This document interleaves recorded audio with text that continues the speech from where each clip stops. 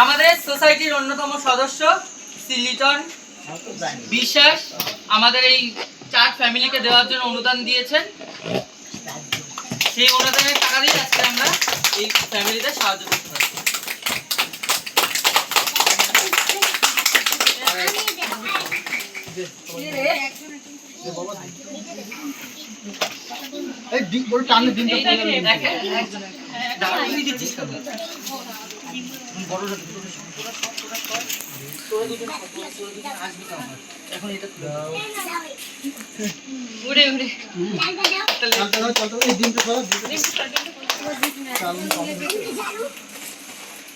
দেখো ভালো করে দেখো।